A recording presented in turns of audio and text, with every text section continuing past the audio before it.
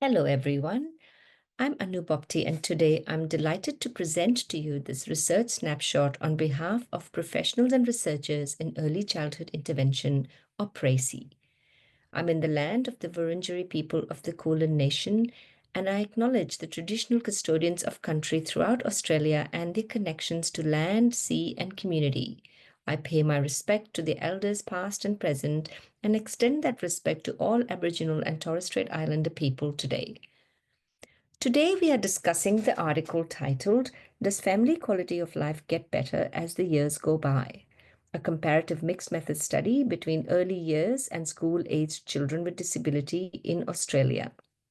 The authors of this article are me, Anoo Bhopti, Ted Brown, and Primrose Lentin. We selected this article because it talks about a very important outcome, family quality of life, and this is an important family outcome if you're working in the area of early childhood intervention. Many families are unprepared for the lifelong commitment of caring for a child with a disability. Their journey involves continuous adaptation to new challenges. While families strive to remain positive, having a child with disability impacts their daily routines, their family occupations, and their overall family quality of life, more profoundly than raising a child without a disability. This picture that I have here is from the work of the Unified Theory of Family Quality of Life model, and it presents to you a gearbox model of family quality of life and indicates certain predictors, such as family beliefs, characteristics that are direct predictors of family quality of life, and certain indirect predictors like services, policies. All of these influence family quality of life over a period of time. As these predictors interact, they shape the family's evolving strengths, needs, and priorities. Families learn new strengths and they learn how to prioritize things, and together, the dynamic gearbox keeps moving to balance the family quality of life. Parents also face other issues when they have a child with disability. Some of these issues are unemployment, limited self-care, health problems, and financial stress.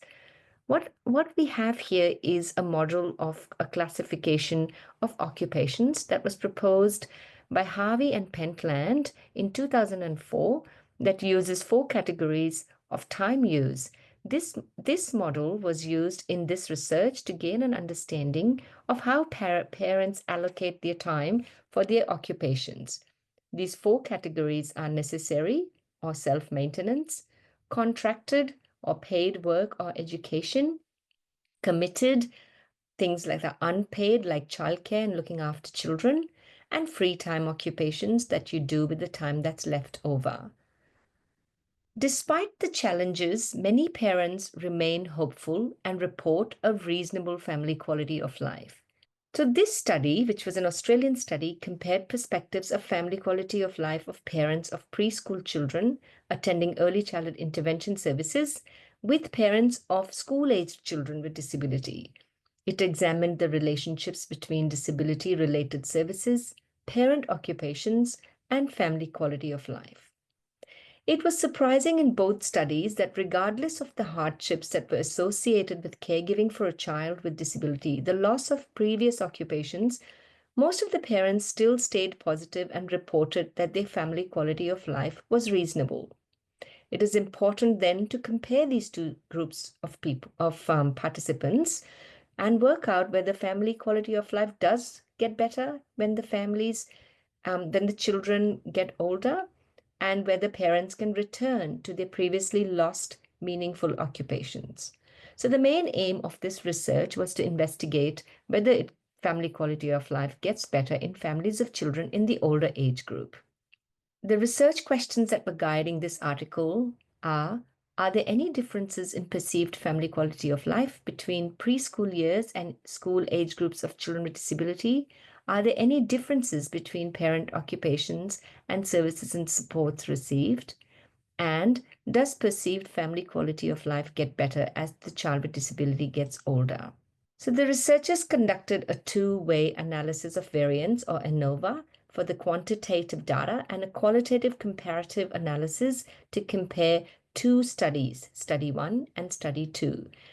The first group from Study 1 were preschool group that included children in the age group of 0 to 7 years and who were receiving early childhood intervention services, not yet in school. There were 72 participants in this study, and for the quantitative data, and 12 participants completed semi-structured in-depth interviews. The second study was the same as the first, only the age group of children was 8 to 18 years who were attending school. The inclusion criteria required participants to be parent caregivers of a child with disability and caregiving on a regular basis, to have a working knowledge of English, and to provide written consent. Parents and caregivers who did not fit within the study definition of family were excluded. This study used the definition of family was that it consisted of people who considered themselves a family, whether or not related by blood or marriage, and who supported and cared for each other on a regular basis. The tools that were used were the Beat Center Family Quality of Life Scale Survey, which is a 25-item survey, a demographic questionnaire, and semi-structured interviews. So what did the researchers find? In the quantitative data, so the data from Study 1 and Study 2 were compared.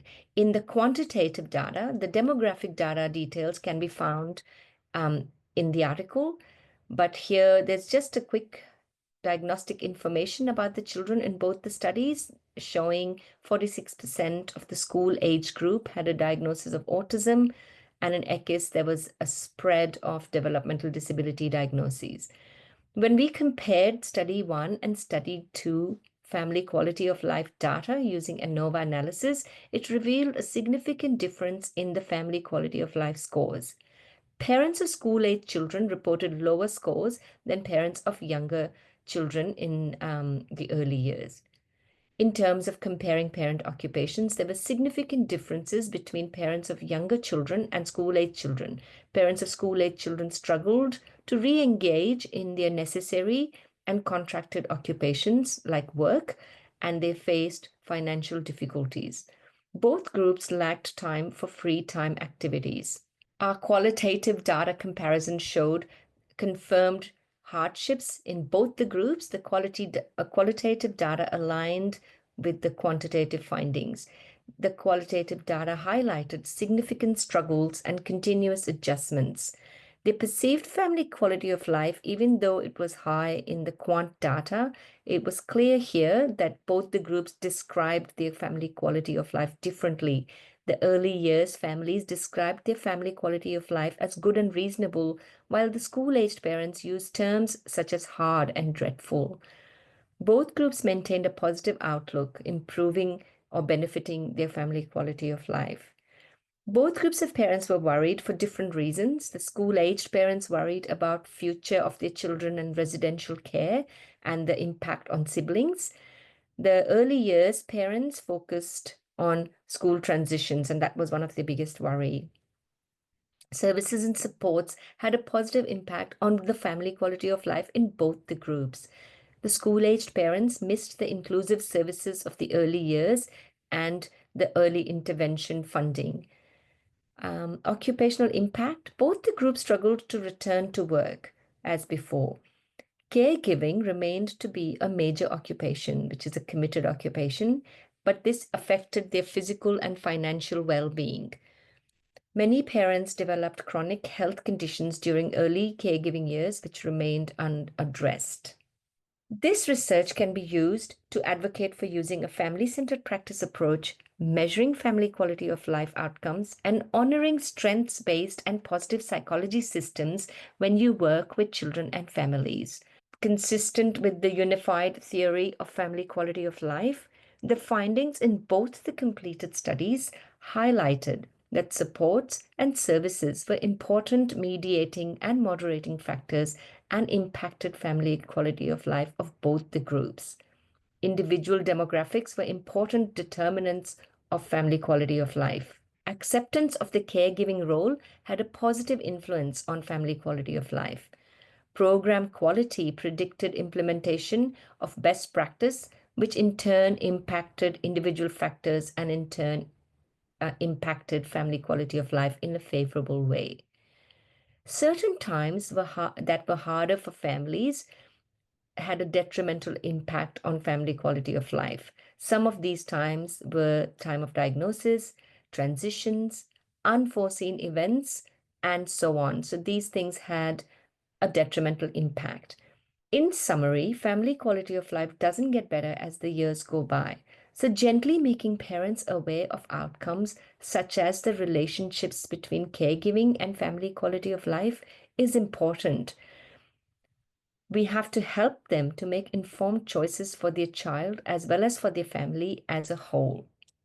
Our research to practice group has been translating findings from this research and strive to design services and supports that can be facilitative to a good family quality of life. We are evaluating 2 parent programs currently, the We Care and Now and Next program, and we aim to grow the body of knowledge supporting the importance of working closely with family outcomes in mind and building competence, confidence, and family quality of life of the families we work with. You can find some of the links to the 2 programs that we are evaluating currently. And here is the link to the article as well as link to the other 2 studies. It's a bit of an information about the researchers. So this study was part of my PhD and it comprised of 3 studies as well as a scoping review. And Professor Ted Brown and Dr. Primrose Lentin were instrumental in providing supervision with research methodology and their experiences. Here is the citation for the article that we presented today. For any correspondence about this article, please feel free to contact me, Anoo.Bhopti at monash.edu. Thank you.